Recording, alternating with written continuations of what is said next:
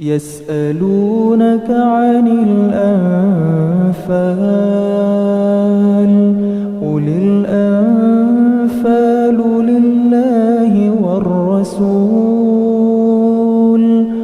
فاتقوا الله وأصلحوا ذات بينكم وأطيعوا الله ورسوله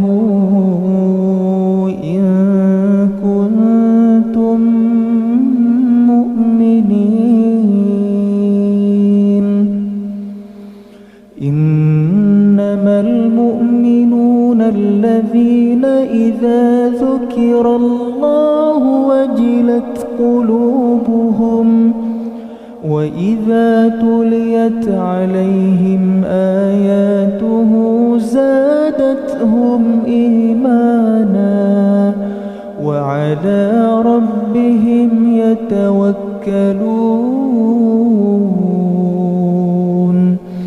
الذين يقيمون الصلاة ومما رزقناهم ينفقون أولئك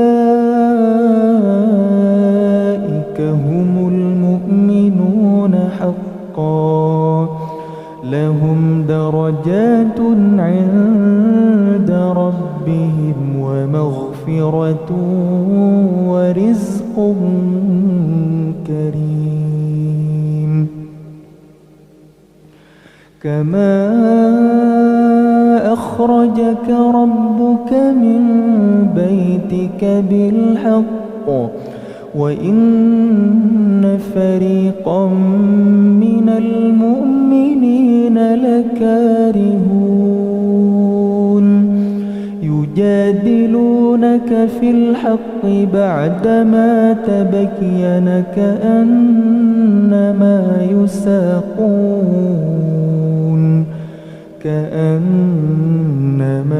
يساقون إلى الموت وهم ينظرون.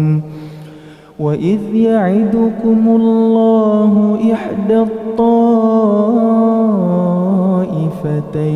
أنها لكم وتودون أن غير ذات الشوكة تكون لكم ويريد الله أن يحق الحق بكلماته ويقطع دابر الكافرين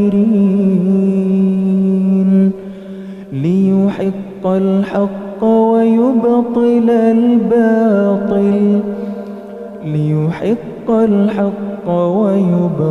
الباطل ولو كره المجرمون.